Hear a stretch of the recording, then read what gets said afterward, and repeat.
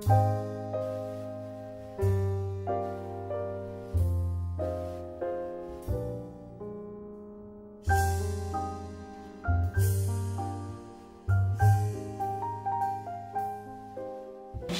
Osher Lifelong Learning Institute is very grateful for this opportunity to be co-sponsoring tonight's program with the ChinaFest committee.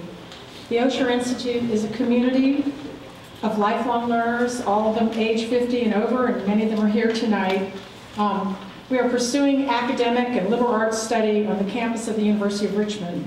We have a wide array of classes and programs coming up this spring, and we have schedules for you if you'd like to pick one up. And also, I hope you saw that there are lots of different pieces of information about the ChinaFest itself, so please help yourselves to those. And we hope that you will consider becoming a member of the Osher Institute. It's my pleasure now to introduce Rose Nanping Chen, who is the president of the Rose Group and founder of the ChinaFest. Rose Chen.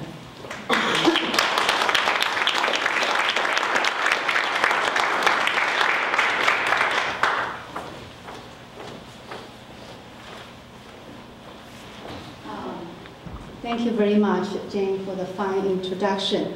Osher has been a wonderful partner from the very beginning, and we are very grateful to be here in this brand new auditorium to have our inaugural program on this site and have Bill Valentino here as our keynote speaker. Bill is a pioneer of a different kind. Through his employment with Bayer, he has been living and working in China continuously for 24 years and just retired as a vice president of corporate social responsibility last year. And over the years, Bill has also developed a reputation as an expert in sectors like public health, sustainable development, through his active involvement not only in the corporate world and also in academics and NGOs in China, both in China and in the US. Bill is very persuasive and also passionate about introducing new ideas, innovative practices, but he's also equally very sincere and gentle to change people's, in his approach to changing people's mindset. And I think that's his best attribute. Bill has already made a huge difference and made a huge contribution in China. In his new responsibility as an educator in Tsinghua University and also Beijing Normal University, he will continue to train and inspire the new generation of leaders in China to be a responsible citizen, private or corporate. And on a personal note, Bill originally was supposed to be at Harvard as a guest lecturer. So I thought, well, we can manage that, you know, Boston to Richmond. But then with his involvement at the new institute at the Beijing Normal University, he has a change of schedule. But he still honored his original commitment to us and will spend 3 days here at ChinaFest. So I'm very, very grateful to Bill. And I now give you Bill Valentino.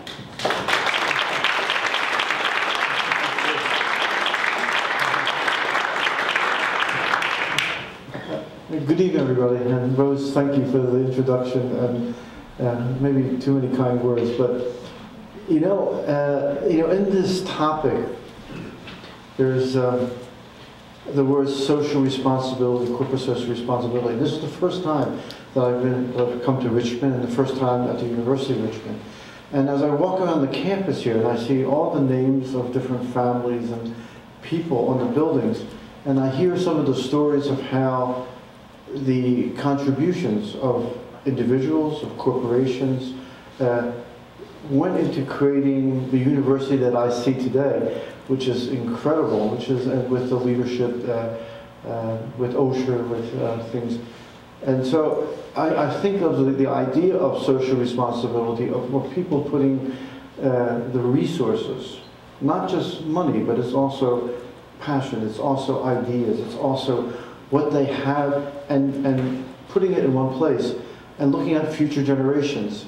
And this is benefiting students now, and it will benefit students in years to come. So if we talk about social responsibility, we can find it basically right here today in this university. Now with Osher, I'd like to give a comment. In China, I just retired last year, and there's a phrase in Chinese called 活到老，学到老. That means you live till you're old, you learn till you're old. And the idea of lifelong learning, I think, is not lost on any of us. You know, especially when you're turning 60, and you say, "Oh my God, you know what?" You realize how much you haven't learned, or how much you don't know, and how much you still want to do or still accomplish. And I think a school dedicated to lifelong learning and to that continuation, not just learn to get a job or learn to get a degree, but learn for life, learn also for yourself and for your community. It's also part of this idea of the individual social responsibility, of inputs that people have by looking at the world, changing their mindsets, seeing it in different ways, you know, adding to, you'll see in one of my slides, I call it upgrading your operating system. You know, computers, we always operate, Apple, was Lion, and Microsoft, it's always operating systems, and you have to upgrade. Well, I think we as human beings have to upgrade our operating systems from time to time, and that's where I think Osher plays a great role as we see that happening here at the University of Richmond. Now tonight, I hope this doesn't sound too much like a class. You look like students who might, who could surpass the teacher. But what I like to do is talk about China and a different perspective of this idea of corporate social responsibility, social innovation, and look at that from to give you an idea of what's happening in China today and why it's happening. Why is this suddenly? You might not know that, but it's incredibly important. And not because I'm doing it, not because I'm doing it because it's important, because it's emerging as an idea that maybe people would say came from the West. Companies going to China, going abroad, basically bringing their ideals, their principles, their ethics, and working in countries like China, influencing the way the business is done, or the way governance, or way corruption is averted or not. So I'll start with some ideas about the mindset, basically the way we think first. And I like to then bring that into then how Chinese people think, and how the Chinese, maybe the government and companies are beginning to think. And that's why we have emerging here, because we have a very long way to go in this development. And even for Western companies, even for my own company Bayer, at the time when I was working for them, it was a learning process, it was an evolution. It wasn't something that suddenly you're a good company, you have a good reputation, you have a good brand. It's something that you're constantly working on. You're constantly, what the Warren Buffett said, you can, build a reputation of a lifetime, you can lose it in 15 minutes. And we see that with many companies like Enron and like WorldCom and the great scandals of the 90s of what happened to companies. So let me start and let me get through this. And I think I didn't know if there was Q&A, but I would gladly take any questions if there's time. And I have 45 minutes, and I'll try to keep to that. And Rose, you can do this and everything. If you see it, really, I'm just going on and on and on, like what usually happens. When we talk about mindsets, and this is where I wanted to start, with CSR, we have to start from a different value base. And this is when businesses began to say integrating their, or navigate social, environmental, and economic impacts, but also the creation of value in that areas, it's something that companies usually see, we earn a lot of money, then we can do this. It's not done simultaneously, it's done sequentially. Like, we have this, then we do that. And that value base has to change. And this is where, what I just mentioned before, this idea of mindsets, where, you know, the way we see the world, you know, here in the US, or how Chinese see the world in China, or Europeans see it in Europe, you know, is based on how you grow up. There's religious values, there's basically societal, there's political, there's your parents, your teachers, there's the world around us. And we come into the world thinking we know how to deal with it. And we basically, you know, we go to school, we graduate, we get degrees, we get jobs. We have a basic sense of, this is what, I know how this is all working, and we live the rest of our life not upgrading that. We don't go to Osher, we don't do, you know, that lifelong learning thing. And this is where we have to begin to realize that we're sort of like computers. Our minds have operating systems that run all the time. They basically make the decisions, or make give us the feelings that we have that we're doing something right, we're doing something wrong. But like Apple or like Microsoft, they always have to be upgraded. I mean, they have great upgrades to meet the times, to meet the technologies, to meet the advancement. And that's where mindsets become really important. That's where, you know, looking at where we see ourselves today, you know, we know, on my generation, looking at the internet, or looking at cell phones, you know, it makes you sound really old when you say this, but, you know, I can't live without it, you know, but then I did live without it. We had our lives that were basically computerless and cell phoneless and iPodless and iPadless all around us, and we survived pretty well through high school and university. But we've adapted, and suddenly we've upgraded the way we think, the way we see the world, the way we interact with the world. And that's where I think this idea of CSR is beginning to emerge in this. Now, it's how we view the world. It's not, CSR isn't just an action, something that you do. You know, many companies look at this as you know, why I do good, but the real reason is because I feel good and I look good, and, you know, and I avoid risk. So it's not really a sense of, you know, that impact of what you're causing. It's basically goes back to thinking, well, this makes me look good, so I do it. So it's sort of a cost and a benefit, you know. And this cost benefit is where, you know, where nowadays CSR in many cases is basically hovering. And you see the ideas of greenwashing, you know, companies that are, you know, doing well, and it's a lot of PR, it's a lot of out there. But if you go and you look at the impact of actually what's happening, that's where it has to be. That's where it has to be sort of looked at to see what is really happening. Is this really a philosophy, a way of thinking, or is it just an events management? Do something so everybody can see what you're, how good you are, and how wonderful you are. Now, I have to bring, you know, I work for a German company, and I have to bring Einstein into this. But this is something I think, when we talk about mindsets, when we talk about CSR, we talk about the way China's looking at the world, we look at the world, the way everybody begins to look at the world. There's a great quote that we can't solve problems by using the same kind of thinking we had when we created it. Like, take for instance the financial crisis. Like, we all waited for it to pass, to get over, things to get back to normal. But things didn't get back to normal. They changed, but we didn't recognize the changes. We just wanted to get on with our lives. We just wanted to see the economy, the jobs come back, everything. You know, we don't really change. We're really adverse to change. But the idea is that the world we live in, the problems that we have, whether they be environmental, climate change, global warming, you know, poverty, it doesn't change if we don't change the way we address this, the way we deal with it, the way basically it fits into our daily lives as individuals, as companies, as communities. So starting with that, it goes back to the idea, how do we actually view the world? You know, tonight we're not going to look at the world, but we're looking at China. How do we view China? And we all have a very, you know, a preconceived idea of what China is. You know, we look at a lot of bad press, a lot of issues coming out. You know, the negatives. You know, whether it be environmentally, the most polluted cities, the number of polluted rivers.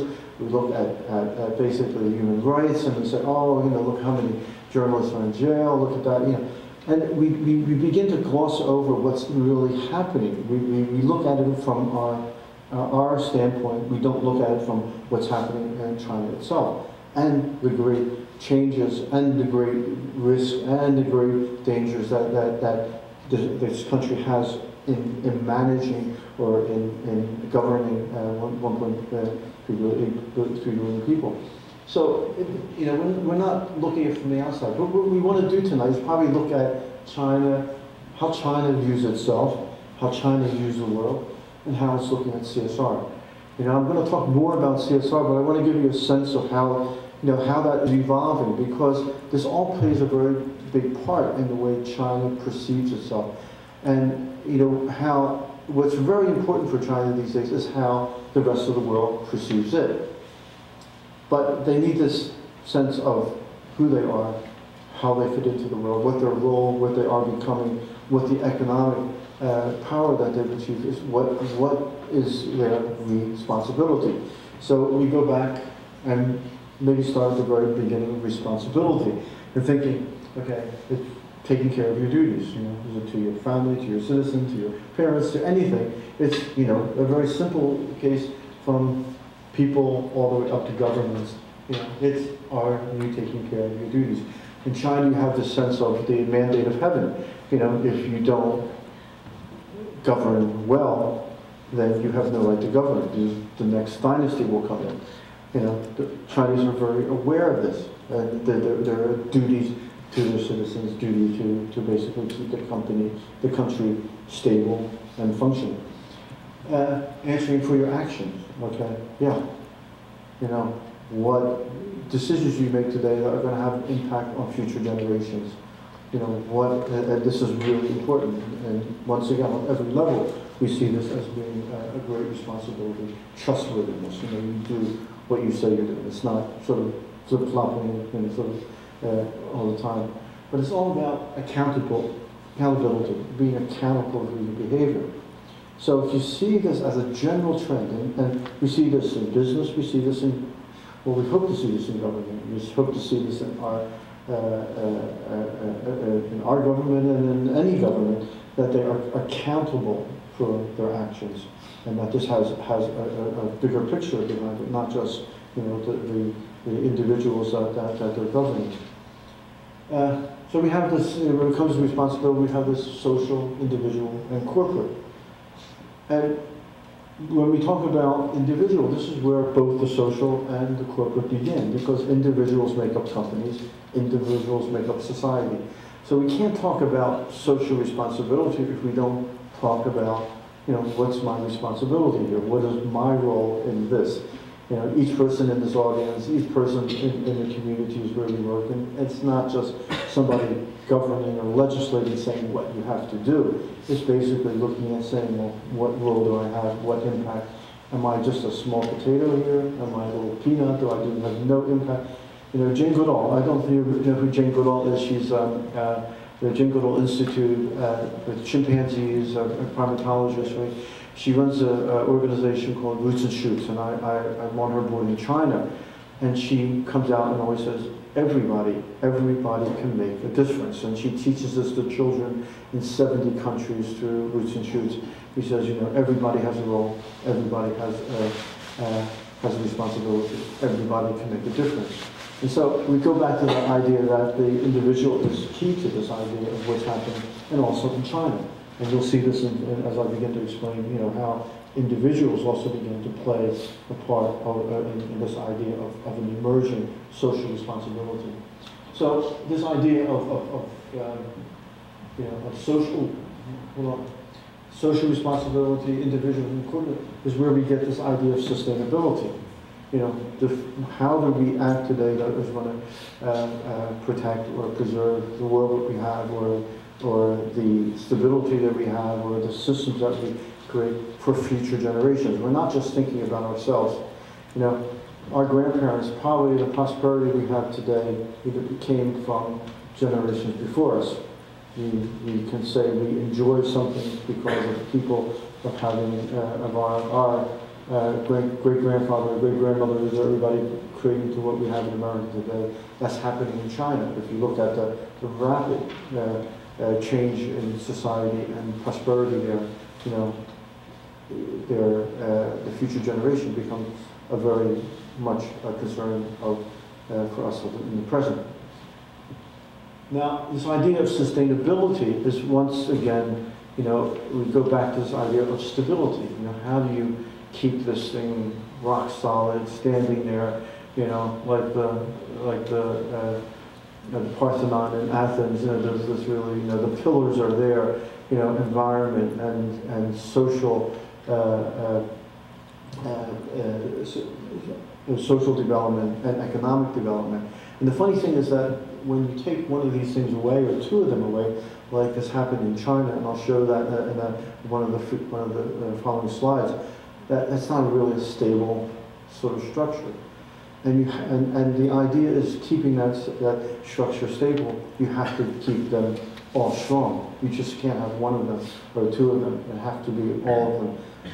That's where sustainability becomes a more of a sort of a visual concept. You know, so this idea of corporate social responsibility, and you'll notice the CSR has a dollar sign in there. You know, you think, oh, you know, what does that really mean? Well, companies don't do good because they just want to do good. They have an idea. This has to have some benefit. It has to have an incentive.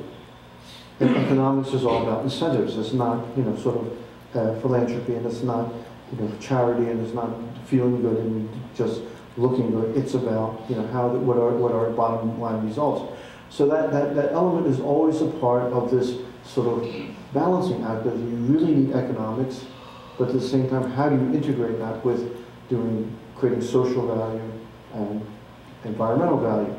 You know, that's the trick here. That's the thing that China is beginning to realize. We have to be able to find that formula. How do we do that?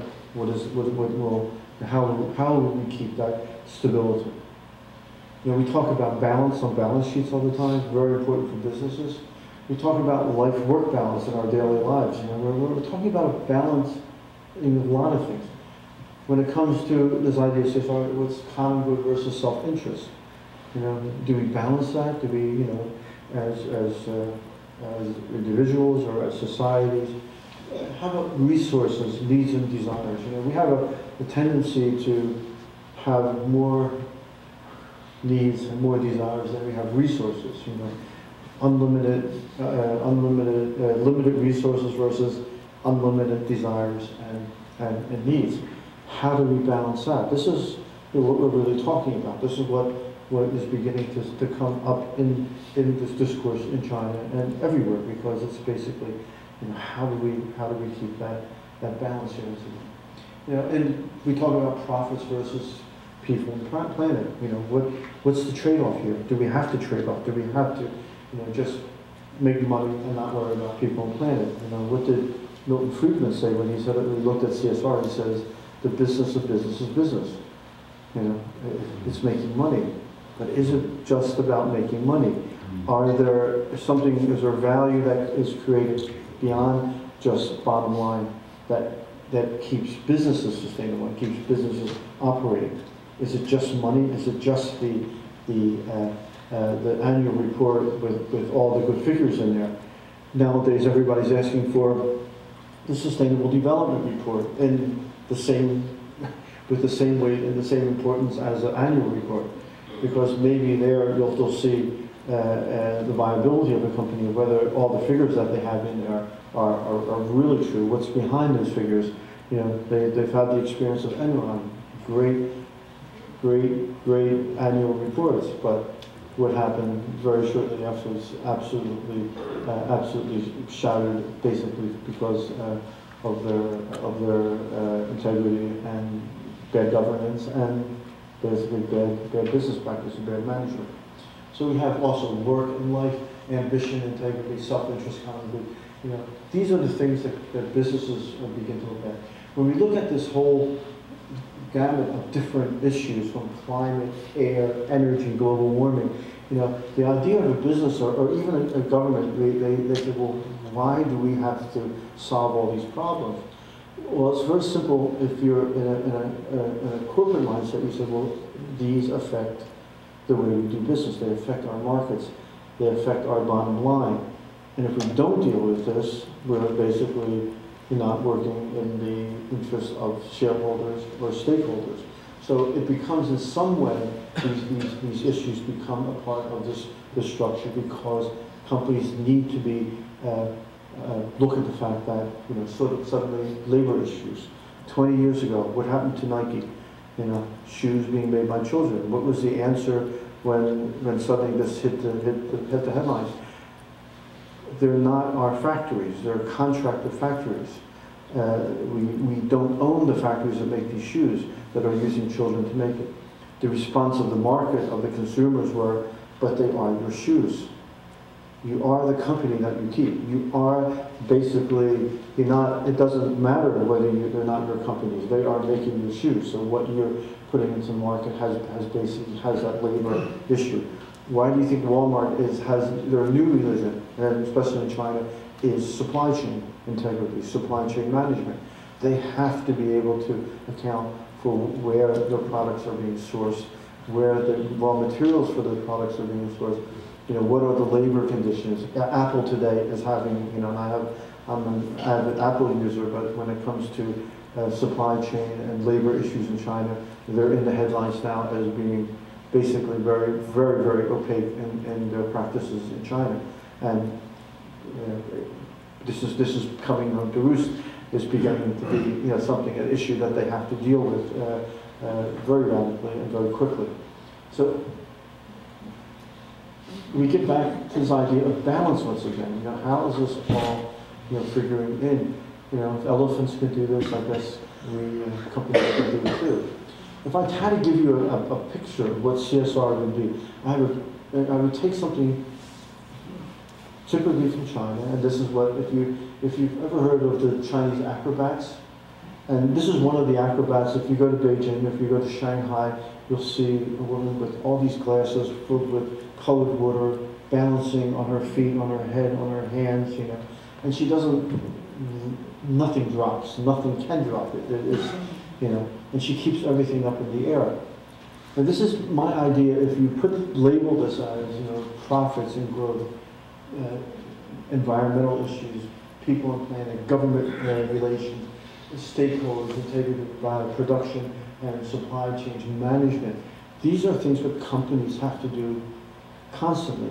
It's not something you just do today and forget about tomorrow, everything's fine. It's constantly this balancing act. And we do this in our own life. We're balancing our schedules, our appointments, our obligations. You know, we have to keep everything up in the air. So this idea of balance becomes a really important and integral part of where I'm trying to take you with this idea of China, because CSR and sustainability in China has a very important element of this idea of creating stability, creating balance, and keeping things on a keel that are manageable in a way that it's just not about economics. It's also about people, and it's also about the environment, where they have huge problems at this time. So when we took CSR, we look at how China is looking at CSR.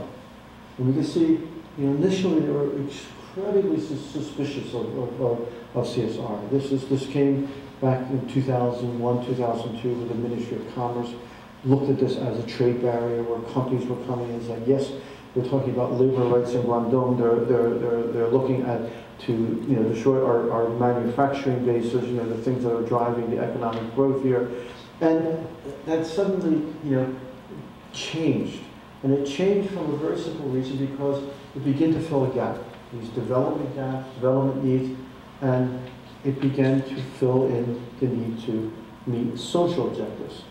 Now, why social objectives? Well, CSR is not new for China.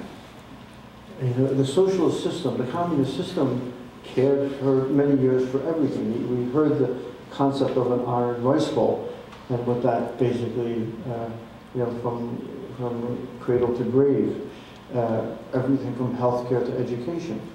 But it wasn't efficient, and it wasn't sustainable. China, the government, could not afford to do this forever, perpetually, and to maintain this.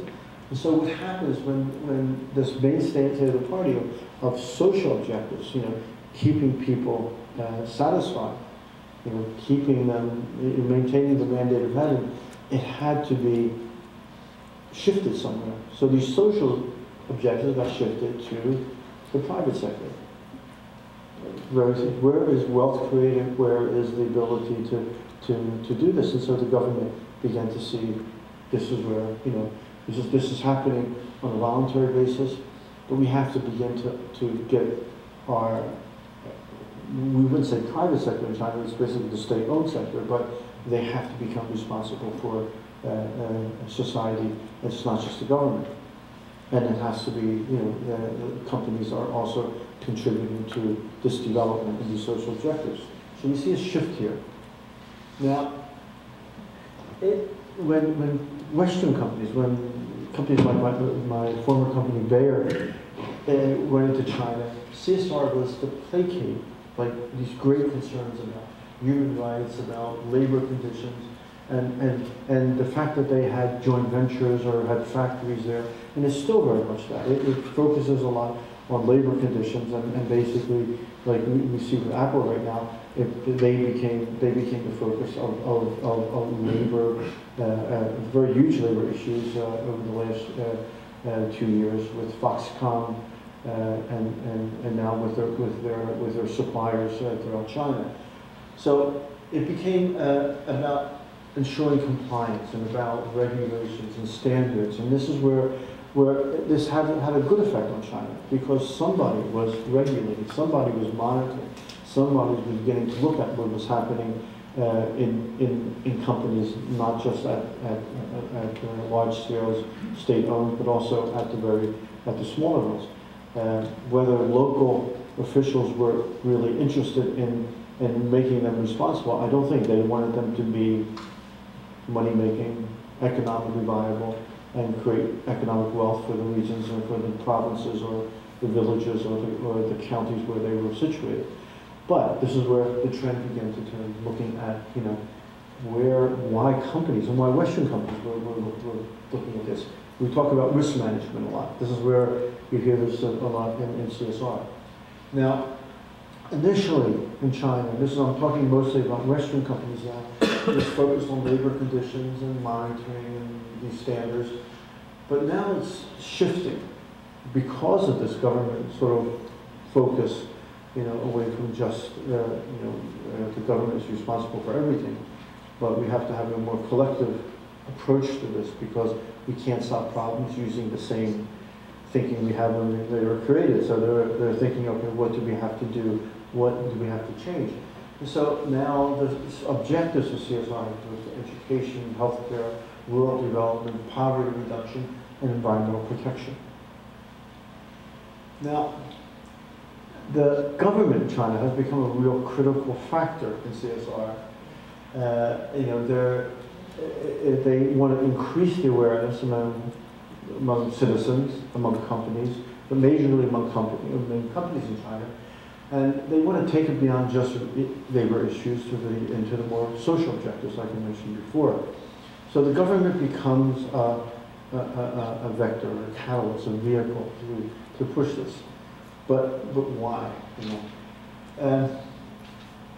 As a result of this push by the government, sort of top down, companies are becoming more proactive and interacting, but they're doing this on a very local level, on a very sort of what we call in China sort of guanxi, like sort of impressive to get a local official. So it happens very much within the close confines of the factories, and how can I influence somebody with all this goodness that I'm doing? So it happens at that level, but it's happening at a very local and very specific, strategic, looking at who can I basically influence with all this goodness that I'm prepared to do. Now, why is the government a major stakeholder here? Well, there's two reasons. One is that they can use CSR, or this concept, or this philosophy, to monitor the business practices and standards for companies operating in China. In 2007, there's a very big conglomerate. They took all the state-owned companies, they created a company called SASIC. And SASIC was basically, they began to get rid of the non-performing companies and combine other companies together to make them into bigger things and make them more successful and sustainable on their own rights. Not that the government had to support these state-owned companies. But in 2007, they came out with guidelines for CSR that by 2012, this year, that all these companies had reporting obligations and basically had to meet standards. They didn't know how to implement it, but it was basically a good step to do that. 2 years later, for foreign-funded enterprises in China, the Ministry of Commerce came out with an idea to regulate CSR for foreign entities in China, and basically the foreign companies went absolutely up in arms with this because it was basically the legislation of CSR in China, and that disappeared very quickly once that opposition to this idea of forced CSR hit the press and hit the media. Now, that's one reason. But the second reason is we have to realize that the Chinese government is very involved in companies. They're practically owners of all the companies in China. And you have privately owned. You have entrepreneurs. You have, but they have a very strong connection to the government in either ideology or in guanxi or the way they're licensed to operate.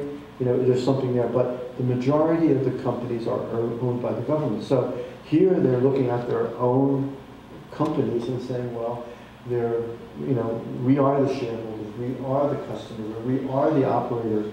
And what happens, which was very unusual in China, which is very much an oxymoron, they have a thing called gangos. And we know NGOs, non-governmental organizations. Well, in China we call them government-owned non-government organizations. What happened is the government owns the non-government owned organizations. And so what you have here is also an obstacle, and I'll show this to you a little bit further down, to the development of CSR for the fact that the government is very afraid of what power or what influence an NGO could have if they have money or if they have basically impact on society. So what they basically do is they restrict the way that they can operate, register as a legal entity, as a legal nonprofit. You have a lot of NGOs. It's not that you don't have NGOs, but what happens in these NGOs in China, they register as companies and they pay taxes. And they work in a gray zone where they get contributions and donations and they have to pay taxes on that. Or they can run into other government-owned NGOs who then take charges for, management charges for funneling the money to them from organizations from outside. So it's a very complicated sort of, it's not the civil society as we know it in the Western world. And this also has an impact on the way CSR is developing in China. Now, what happens is what we see, and we probably in the last, starting from 2008, and I'll give you an example, China tends to do very short-term actions in the form of philanthropy versus integrating CSR into companies' long-term strategic planning. Now, a good example of this was the Sichuan Earthquake in 2008. And if you all remember, this earthquake had a great outpouring of sympathy, of volunteerism, donation from individual citizens, from companies. Everybody was putting into this cause. And everybody said at that time, oh, look at this great CSR fervor, and look at what's happening in China. But at the time, if you look at it a little bit between the lines, there was a lot to do with, more to do with nationalism and pride, and basically, if you remember, that was right after Katrina and the disasters of Katrina in the US, and suddenly China shone like a bright light compared to what's happening in New Orleans, and there was great criticism in that comparison of saying how successful was the response, media-wise, openness, dedication, companies, individuals, the money that went into it. And if you see Sichuan today, there has been a tremendous sort of advance in those 4 years of what's happening and continues to happen as a result of the earthquake in that area. But this is where CSR begins to take on this idea of philanthropy. And one of the big issues in China today is actually philanthropy. And family or individuals, very rich, how they use their money to help society. Do they go back to their home village and build a school? Do they put their money into something that just makes look good, that's not really an issue or a problem? Where is that money, where is that being used? How is it being used? Is it transparent? You begin to see many also very big scandals with some of the big gungos, the government NGOs like the Red Cross, that was last year. Huge mistrust of now the government and non-governments and how funds are being used from citizens in looking at the issues in Chinese society. Now, another thing that's very apparent, since 2008, CSR reports have become very popular, mostly among the very large Chinese companies. But after the financial crisis, the government passed a law that financial institutions had to, this kicked in last year, had to produce a sustainable development report, basically creating transparency in their operations and how the money, where it's coming from, how it's being used, what their governance, what their mechanisms are, monitoring it basically through reporting requirements. But this is what's happening. But a lot of big companies have realized the PR value of CSR and CEOs, the star value of being the proponent of this. So everybody sort of jumps on and begins to say, yeah, they're very dedicated to this idea. But it's basically still in that area of looking good and feeling good. Also, the government requirements, like in the financial industry. So that's one area where CSR doesn't emerge in a very productive or a very meaningful way. Now, we look at some obstacles here that we see in China. And there's a lot of writing here, and I'm sorry for that, but just look at it first.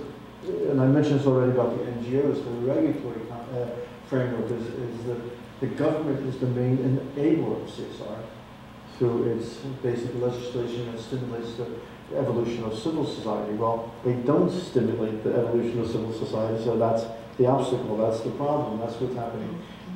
There are many private NGOs, and I work with many grassroots who are struggling. They get funds here, they get funds there, they're looking at really issues from disability to environment to development, education, anything where it falls through the crack, where nobody's really looking at HIV/AIDS, high-risk group. This is where basically the NGOs who are working in the gray zones, who are registered as companies, are playing a major role in the way CSR is developing right now. But this lack of a regulatory framework limits the development of NGOs, but also limits the development of CSR in China. So what the solution would be is, the government has to start looking at building a better regulatory and operational environment that is conducive to CSR.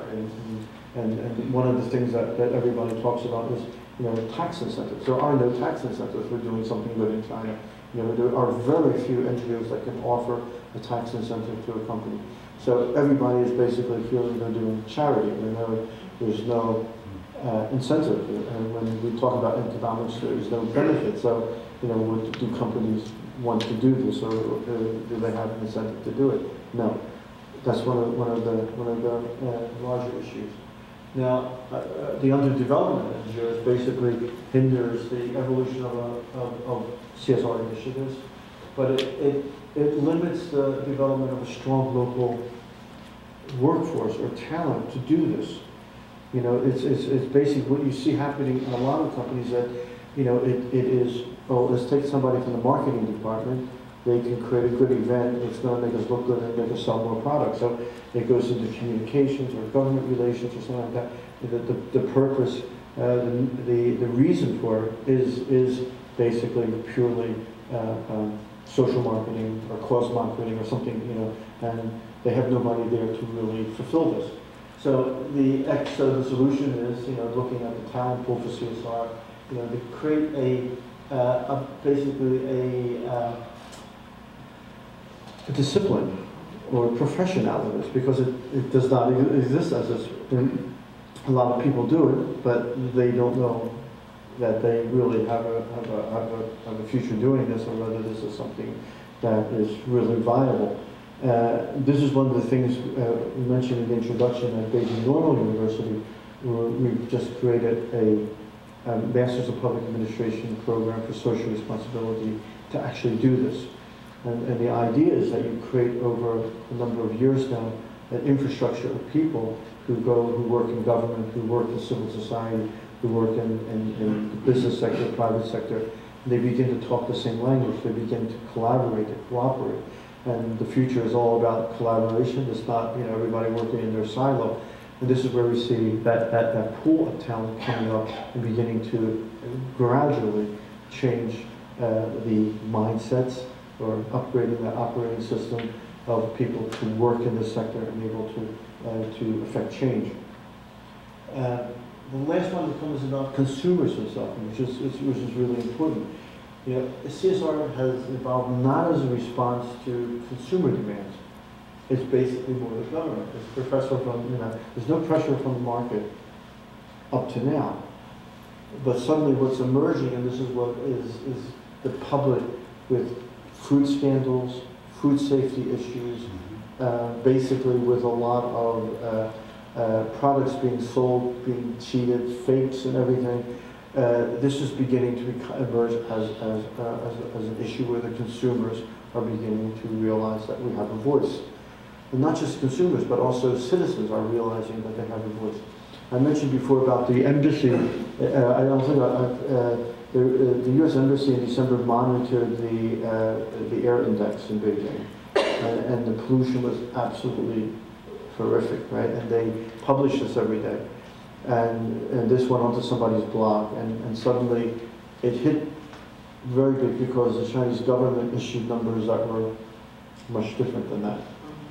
And then it turned into a huge argument, and basically, this is the pollution in the U.S. Embassy, not in the rest of China. So basically, sort of that idea. And so what happened was that now private citizens have begun to gain access to monitoring equipment and beginning to setting this up, first of all in Beijing, but all over China. So what happens is you do have a grassroots activism that even with all the the horrible stories of China coming with a very heavy hand and putting people in jail and beating peasants because of land grabs and things like that, there are many things happening that is gradually changing that system, and people are having a voice. And the Chinese government realizes that they have to listen very closely to what's happening at the grassroots, because this is having a huge impact on the way they'll be able to govern. So this is where one of these things where consumers are becoming very aware. They're mostly aware of prices, but now they're becoming the greatest users or buyers of luxury brands. And when they get fake things in China, when things are being, where foreigners love this, you can go out, buy Gucci or Ferragamo or these, in shops that are absolutely, wonderful knockoffs. But the Chinese are going to the Louis Vuitton stores. They're going to buy the real things. They don't want the fake things anymore. Now, let's get back to this idea of balance and talk about China, of what's really happening and why it's happening. China is in a balancing act. And I guess we're all in a balancing act. I think every government is in some sort of balancing act. If you're in election year, you're in a balancing act between,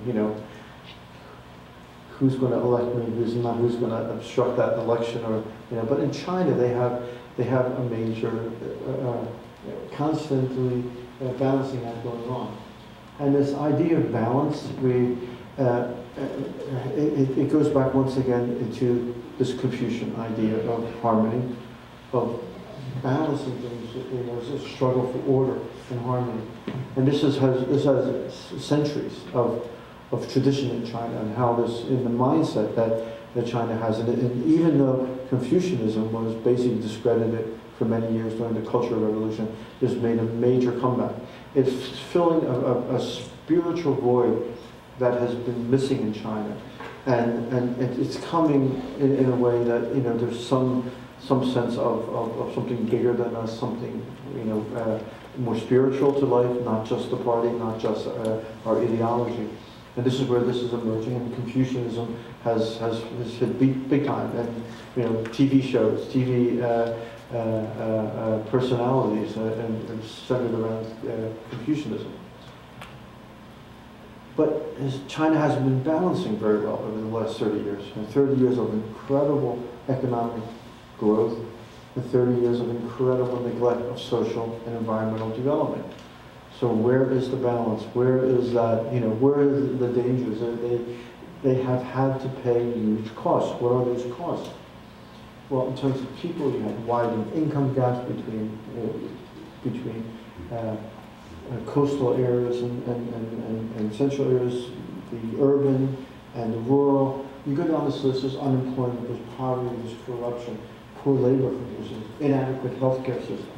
These are the things that were neglected that suddenly have come back and said, you have a lot of people who are very unhappy and very unsatisfied. You have, especially in the area of corruption, in the area of land and the ownership of land and the grabbing of land, and developers in China today, and this is one of the hottest issues of, where are all these rich people coming from? Where are they getting their money? Where is this the system that protects people when it comes to, they call the Lao Baixing,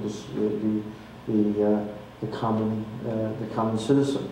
Now, this plan, it could be a list of many things, but very fundamentally, it's pollution, extensive environmental damage. The 10 biggest cities in the world, the most polluted cities, are in China. 90% of the rivers are polluted in China. I mean, there's massive environmental deterioration. And this comes at a cost. This doesn't just disappear. You have to see that the West had this in the 60s. Love Canal, New Jersey, I'm from New Jersey. Looking at, they had many years to solve that problem. But China doesn't have that nobody gives them that time period to solve that problem, because it has to be solved now. Because we live in an ecosystem now, and what happens in China affects the rest of the world. What happens anywhere in terms of healthcare or environment affects everybody, not just the country within the borders. It's not containable within that area. So these are the issues where, that great economic growth. Now, you can't say economic growth was wrong, because China brought 80% of their population out of poverty, which has never happened in the history of this planet. So there was a good effect, but they pay a high price. And where that high price comes in is back to the idea of how do they address this. Now, the Chinese have about 5 or 6 years back, Hu Jintao, and we have to realize that the Chinese are very left-brained, very, and the government are very, all of them are engineers, most of them today, the fifth generation is going to be coming in the next year or so, but they're Soviet trained engineers, and everything is about quantitative facts, analysis, economic growth. You know, there's no empathy in there, there's no design in there, there's no stories there. It's basically hard, cold development. You know? So with that, they came and they said, well, we have the scientific outlook on development. I said, well, what is a scientific outlook on development? And they defined this as being, you know, putting people first, aiming at comprehensive, coordinated, and sustainable development, saying, well, economics isn't the only thing that's important to us anymore. And this came in this very, you know, it sounds like a very sort of a communist slogan at first, but it's a very fundamental thought process of saying we cannot continue the way, we can't solve problems using the same thing we had when we created them. So we have to think differently, we have to act differently. That's where this became the first tenet. It was what that's the Chinese up there. That's where, you know, the scientific outlook. And so the scientific outlooks talk more about social harmony. They talked about, you know, harmonious society, a people-oriented society. So you take all these things that we talk about in the West, of CSR, you know, footprints. We talk about the triple bottom line. We talk about balancing people, planet, and profits. And this goes into this once again, into this, you know, putting these things together, the opposites, the yin and yang concept of how do we create a harmony, how do we create a balance here once again. And that's where the harmonious society, which is you also hear nowadays rejuvenation of society, rejuvenation of China, which is a very important concept of where, you know, it's changing the focus from the economic growth to the overall social development. And it's not that China is giving up on economic development. They want their cake and want to eat it too, but they're trying to figure out how do we manage this, how do we achieve this balance once again between the making money and creating social and environmental wealth. So the idea of balance comes once again into this whole thing of the CSR, sustainable development, the yin and yang, harmonious society, and people, planet, and profit. So it's no longer totally a idea of just cost benefit. There's a necessity here. There's a necessity, and it comes to this question here, you know, stability versus instability. And if you see China in the way China acts, reacts, it's based on this very simple concept: how do we avoid instability? How do we achieve stability? And they're once again in that balancing act, which falls back again to this idea of where CSR is becoming to play a role, an important philosophy in the way this the development is going.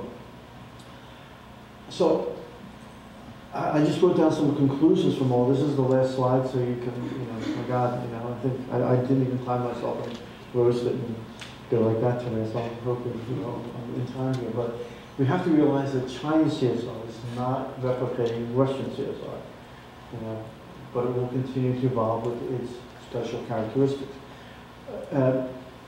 When we started this program at Beijing Normal University for social responsibility, we brought in a lot of focus groups, you know, Chinese foundations, companies, people working in foreign companies, and what overwhelmingly came through as a message from these focus groups was, you have to teach us about Chinese CSR. You know, we don't want to recreate Western CSR. We have to know how this fits in the Chinese context. We have to understand how this will help China to develop, not just how it just mimics or emulates or basically imitates what everybody is doing in Europe or the US. You know, it has to have meaning and it has to have impact. So that was the first thing. Now, this emphasis on CSR as harmony and stability, you know, it has to be able to create a mechanism that efficiently and effectively balances people, profit, and planet. If you see how China is developing, have you ever heard of the Confucian Institutes? Now, China has put a huge amount of investment in creating, I think up to date, I think I have 287 worldwide Confucian institutes, which are like Alliance Française, Goethe Institute, Cervantes Institute, teaching culture and language. But I begin to visit them, and I've been to them in Japan, in Italy, in New York, and what I realize is they are sort of the vehicle for soft power. You know, the Joseph Ly's concept of, you know, how do you influence beyond, you know, just having power, but it's basically your culture, it's your values, it's basically your systems that you begin to export abroad.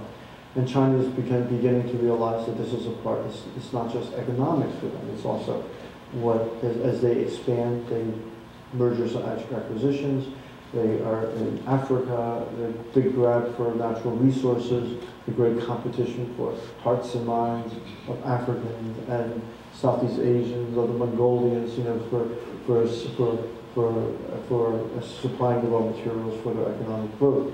They begin to realize we have to begin to act as global citizens. We have to be responsible. We can't look as, you know, we can't operate the way we've always heard in China. It's not just China in China, it's China in the world now.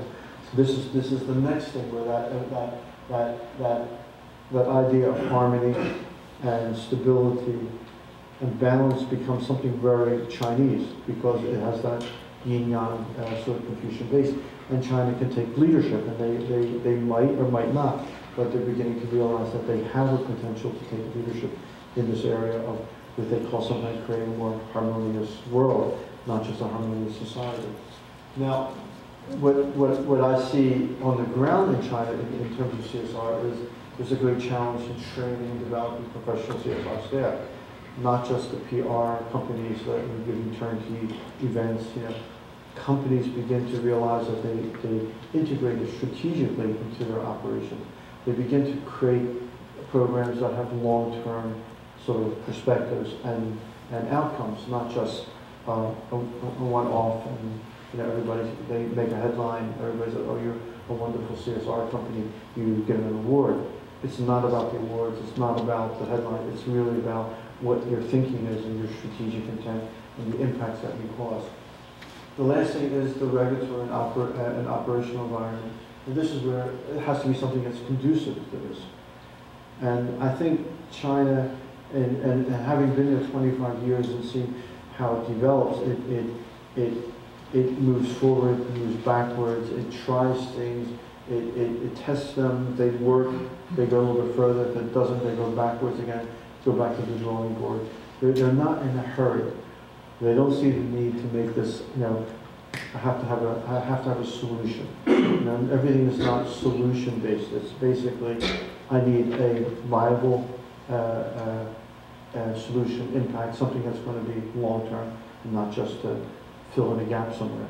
So this is where I see basically the CSR of China beginning to emerge in these areas, in these ways, that in a time when Western thinking is beginning to recede, Asia is beginning to emerge, and not to overtake, but to also be listened to. You know, we always tend to think that everything that's coming from the West is right and everything is, that everybody needs to just listen. You know, we'll teach them everything, we'll do them.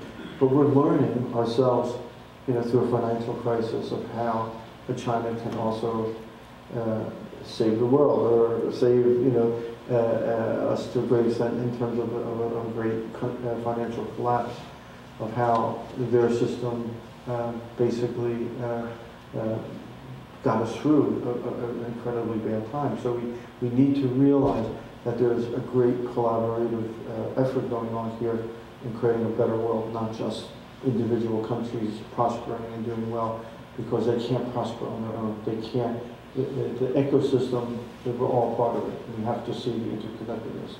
So we're very interconnected to China. China is very interconnected to us.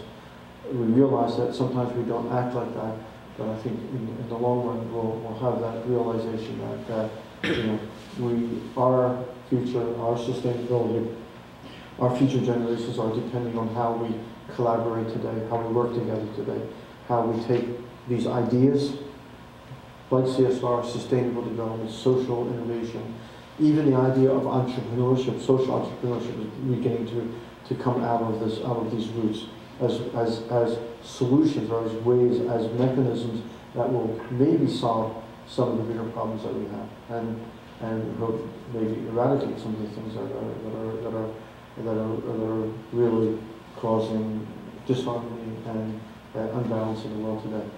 I thank you for listening tonight. I think I really appreciate your patience to really sit and if you have any questions, if you want to ask me anything, I'd be really glad. If we have time, I would love to entertain anything about CSR, about China, or about me, or about the university, or about anything. Okay. I got an idea. I think I can give you I can give you this so everybody can do it. I was going to walk around, but then I felt very safe behind the podium there. Yeah, just wondered if there's a company that you could cite that actually has sort of gotten it in their own way, and what's a tangible example of, if they have, of something specific that they've acted on? Is there a specific project, or I know you said some of it was more on a localized, but I don't know, is it local, or is there a big company it's sort of activated something?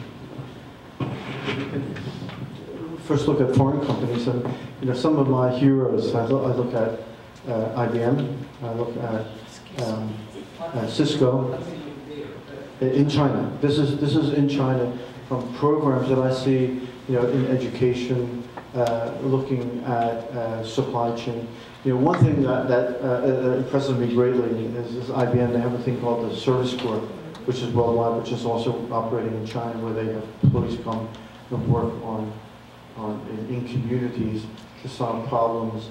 Sort of like an internship, but they're professionals.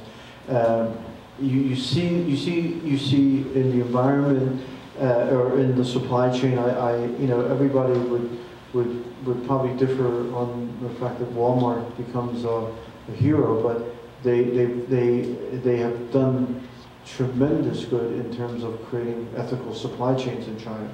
Because if Walmart goes in and says, we can't buy from you, the smallest suppliers begin to, stand in line and say, well, what do I have to do for you to buy from me? And they create that awareness of good governance, of good labor conditions, of everything. That because Walmart knows if anybody walked in there and saw what's happening in factories that are producing for us, our reputation is on the line. In the Chinese companies, you have Lenovo, which was once IBM computers. They're very, very active in education and also in their working with disabilities, using technology. But there's one particular company called Broad Air Conditioning, which you probably never would have heard of here, but they supply air conditioning systems that runs on renewable energy systems. And when the big World Fair or the exhibition was in Shanghai 2 years ago, they provided I think 60% of the air conditioning for this whole thing, and it was a very big showcase. And they're worldwide. They're ecologically a force in China. After the Sichuan Earthquake, they began to develop earthquake housing or buildings and how to put them together, and put a lot of research in, basically for Sichuan, and began a whole industry out of what the dangers would have if people were living in 8, 9, 10-story buildings in earthquake zones like in Sichuan. I mean, just off the top of my head, I think I could say sometime my former company Bayer, they do rural development, creating livelihoods for farmers, which is a very interesting fact, that microfinancing for farmers.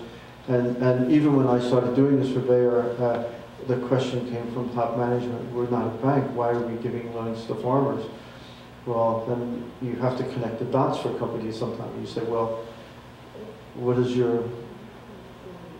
one of your biggest business groups worldwide? And they say, agriculture, agrochemicals, crop science. Okay, who are you giving loans to? Farmers. Where are you giving them? In areas of China, Western China, where the government is focusing. Okay, now, is there a connection between farmers, your business, and how you're promoting sustainability, and the access that you have to also teach them about sustainable farming, about good practices, about safety, so then all of a sudden the light goes up, oh, we got it, so it becomes sort of you begin to connect impacts with just, that idea, what do we get out of it, what's the benefit, and then you begin to talk about the benefit. There's innumerable companies, I'm going to say, from the accounting firms to the even PR firms, what they do pro bono for Chinese companies or for Chinese NGOs or working with the government. So there's a lot on the ground. There's a lot of there isn't a day goes by there isn't a CSR conference somewhere in China. It's like a daily occurrence, and everybody's out there with their what we do good and what we do well. But the sense is, are you doing it strategically? Are you doing it for the impacts, or are you doing it for the PR effect or the risk management? I think there's something in the ceiling. Huh? There are mics in the ceiling. Oh, you want to try that? So we can try that. Well, just in case everybody can't hear, I like I'm afraid I'm hard of hearing right now. You mentioned the air pollution being so bad in the cities. What, if anything, is being done to maybe get ahead of the curve before, as the Chinese consumer does get some wealth and they're starting to purchase vehicles? What if anything is being done to get ahead of the curve before they have as many cars in the driveway as we do? Well, in 2008, we had the Olympics in Beijing, right? And that was like the renaissance of environmentalism, because they moved out all the industries, and suddenly we had blue skies, and we're thinking, oh my God, what happened? You could see the mountains around Beijing and things like that. And that was good while it lasted, but as you said, with prosperity became the ability to buy automobiles.